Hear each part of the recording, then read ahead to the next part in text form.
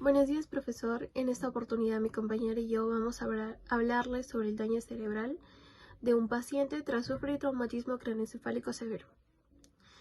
Para darles una breve introducción, el traumatismo craneoencefálico severo es un tema de gran relevancia en la medicina, puesto que es una principal causa de discapacidad y mortalidad en el mundo. Esta lesión se produce mediante el impacto hacia la cabeza, lo que produce daño en el cerebro. Existen el primario y el secundario. El primario se da mediante el impacto inmediato, sucede inmediatamente después, mientras que el secundario se da después mediante una inflamación o falta de oxígeno en el cerebro. En esta sección vamos a ver las características del traumatismo craneoencefálico severo y cómo afecta esta al paciente. Nuestro paciente es un hombre de 38 años que sufrió traumatismo craneoencefálico severo mediante un accidente de tráfico. Bien, ahora su historial clínico. Nuestro paciente está registrado con el nombre de AAA, para mantener su nombre en el anonimato. Tiene 38 años, es del sexo masculino. Su ocupación es policía y estudiante de criminología. Él vivía con su esposa y sus 2 hijas. Y bueno, sus estudios superiores, eso es todo. Ok. El motivo de la consulta fue que nuestro paciente fue arrollado por un camión mientras él conducía su motocicleta el 31 de mayo del 2020. El paciente estuvo en coma durante 10 días, pues llegó muy grave y con 3 puntos en la escala de Glasgow, lo que significaba que ya estaba en coma. Bien, después de todo lo antes mencionado, ahora siguen las evaluaciones neuropsicológicas. Se estableció un protocolo de evaluación después de leer todo el historial clínico de nuestro paciente para así evaluar las áreas afectadas como la cognitiva, la emocional y la conductual resultante del accidente. A continuación veremos las pruebas que se realizaron en nuestro paciente para determinar algún tipo de anomalía en estas áreas. Bien, como primer punto tenemos al estado cognitivo general, en el que utilizamos el MoCA, que es un instrumento que se encarga de ver el deterioro cognitivo y la enfermedad del Alzheimer. Bien, ahora vamos al punto de atención y velocidad de procesamiento. Para esto tenemos 2 pruebas, la WAIS y la TMT. La WAIS se encarga más que todos para medir la velocidad de procesamiento de información. La TMT es más que todo obtención de información sobre las funciones ejecutivas y capacidades atencionales. La parte A se encarga de proporcionar datos sobre la velocidad de procesamiento visoperceptivo, mientras que la B nos proporciona datos sobre la memoria operativa y el cambio de tareas. Bien, ahora pasamos al lenguaje y comunicación. En esta usamos el test de denominación de Boston con las iniciales de BNT, el cual es utilizado para obtener medidas indicativas sobre la capacidad de denominación por confrontación visual. Bien, ahora pasamos a las funciones ejecutivas. Para evaluar estas utilizamos 3 tests, que es el test de Stroop, el de dígitos y aritmética y la Torre de Londres. El de Stroop, más que todos, investiga el fenómeno de la interferencia cognitiva, que está relacionado más que todo con la impulsibilidad y el control inhibitorio. Los dígitos y aritmética son utilizados para obtener resultados sobre la escala de memoria de trabajo. Y por último, la Torre de Londres. La Torre de Londres evalúa la resolución de problemas de orden superior, en particular la capacidad ejecutiva y la planificación de comportamiento. Bien, ahora vamos con la memoria y aprendizaje. Para esto tuvimos que evaluarlo mediante 4 tests. El primero, el MFE, el RAL, el BVMT y el BPT. Empecemos con el MFE, que se encarga de evaluar la magnitud de los problemas mnésicos cotidianos secundarios al daño cerebral. El RAD sirve para evaluar la memoria auditiva verbal y la capacidad de aprendizaje de los pacientes. El BMT, que se encarga de la información sobre la memoria verbal y la capacidad que tenemos de aprender. Y por último, el VPT, que evalúa la memoria visual a corto plazo mediante la observación y la reproducción de matrices. Ahora vamos con la emoción y la conducta. Para esto utilizamos cuestionarios y escalas. El primero, el cuestionario sobre la salud del paciente.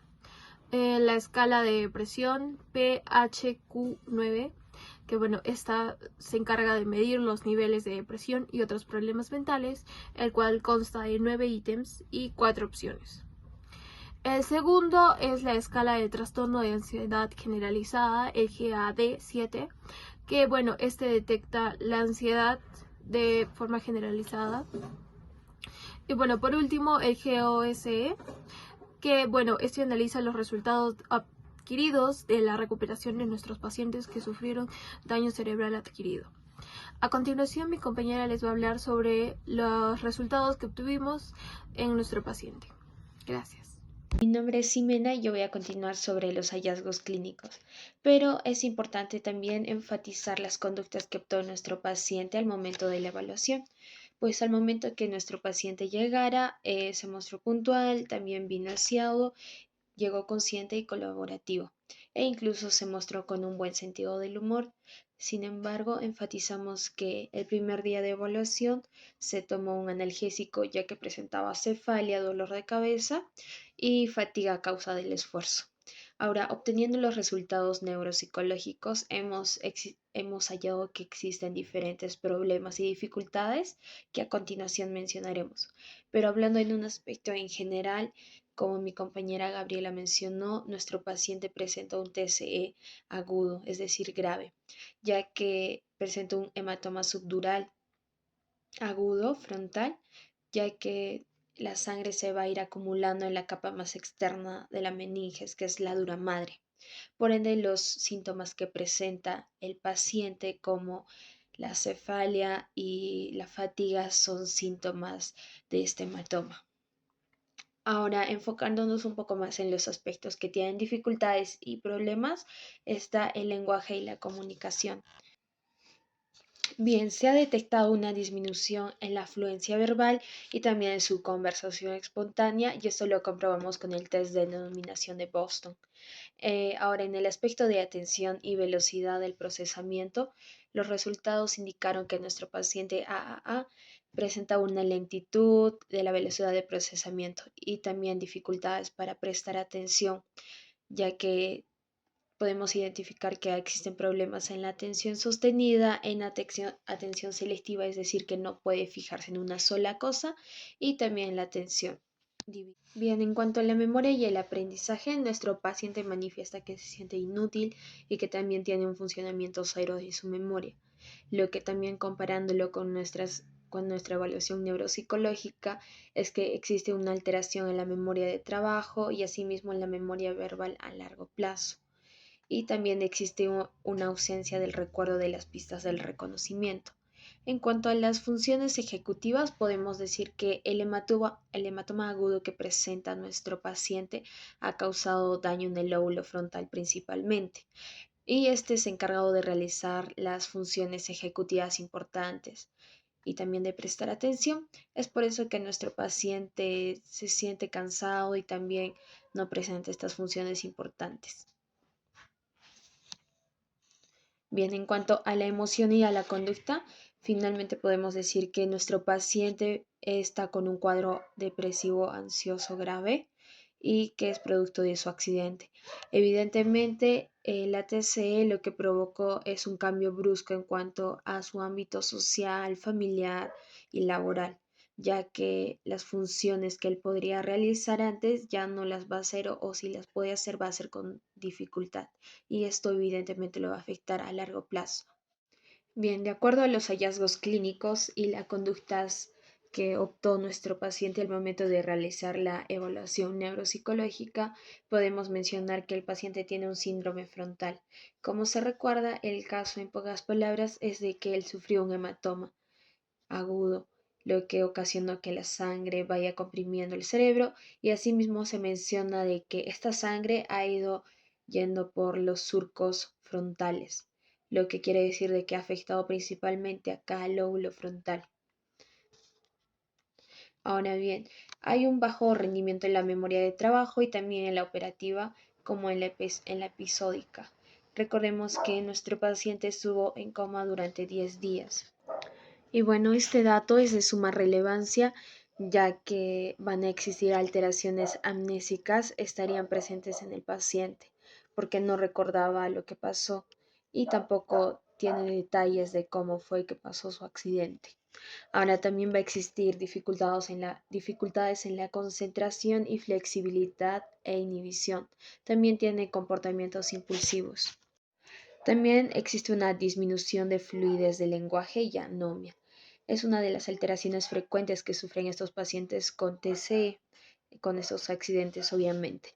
En el caso de nuestro paciente, los lóbulos temporal y frontal izquierdos y el área de Broca y de Wernicke han sido dañados. Y nuestras recomendaciones serían de que como profesionales busquemos la forma de conseguir autonomía en este paciente, sobre todo, ya que está dependiendo de sus familiares, ya que no puede realizar las mismas actividades que hacía cuando no tuvo este accidente, obviamente, y también para mejorar su calidad de vida. Asimismo, debemos establecer una buena alianza terapéutica para asegurar el compromiso y motivación. Por otro lado, debemos utilizar también distintos enfoques psicológicos para poder recopilar toda la información posible y poder ayudar a nuestro paciente. Y bueno, como psicólogos podemos decir de que tenemos que hacer sí o sí un trabajo multidisciplinario para que el progreso de nuestro paciente sea mucho más rápido, en compañía, por ejemplo, de neurólogos, de psiquiatras, de fisioterapeutas e incluso de una terapia ocupacional.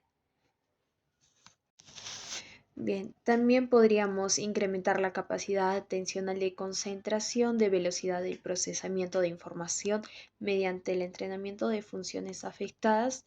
Se realizarían varios ejercicios propicios de atención a medida de mejorar las esferas cognitivas.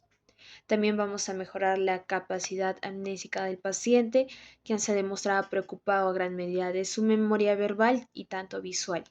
Asimismo, vamos a mejorar el estado de ánimo del paciente y su comportamiento, iniciando con la implementación, por ejemplo, del programa de rehabilitación de habilidades sociales para mejorar su calidad de vida. Y eso sería todo. Muchas gracias.